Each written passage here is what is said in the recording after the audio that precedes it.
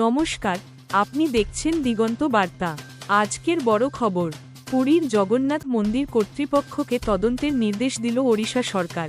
কী নিয়ে এই বিতর্ক, আসুন পুরো ঘটনা জেনে নিই। সম্প্রতি পশ্চিমবঙ্গের দীঘায় উদ্বোধন হয়েছে একটি নতুন জগন্নাথ মন্দির, যার নাম রাখা হয়েছে জগন্নাথ ধাম।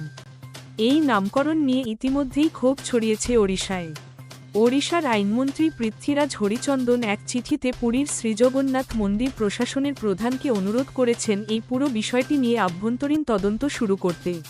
এই নতুন মন্দিরে পুরীর কিছু সেবায়েত অংশ নিয়েছেন উদ্বোধনী অনুষ্ঠানে, যা নিয়ে শুরু হয়েছে বিতর্ক।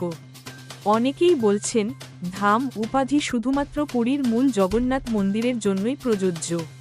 আরও বিতর্ক তৈরি হয়েছে এই অভিযোগে যে নবকলেবর অনুষ্ঠানে ব্যবহৃত অতিরিক্ত পবিত্র নিম কাঠ দিয়ে তৈরি হয়েছে দীঘার মন্দিরের মূর্তি। পুরীর জ্যেষ্ঠ সেবায়েত রামকৃষ্ণ দাসমহাপাত্র জানিয়েছেন, তিনি মুখ্যমন্ত্রী মমতা বন্দ্যোপাধ্যায়ের অনুরোধেই অনুষ্ঠানে গিয়েছিলেন। তার দাবি, দীঘা মন্দিরে পাথরের মূর্তি থাকলেও সেগুলো পূজিত হয়নি। তিনি নিজে পুরী থেকেই নিম কাঠের মূর্তি তৈরি করিয়ে নিয়ে গিয়েছেন। এই ঘটনা এখন কেবল ধর্মীয় বিতর্ক নয়, বরং দুই রাজ্যের মধ্যে সাংস্কৃতিক ও রাজনৈতিক সংঘাতের দিকেও ইঙ্গিত করছে।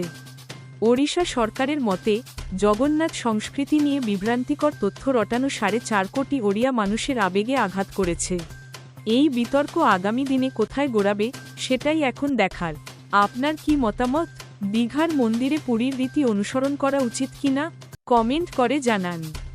ভালো লাগলে ভিডিওটি লাইক, শেয়ার এবং চ্যানেলটি সাবস্ক্রাইব করতে ভুলবেন না। ধন্যবাদ।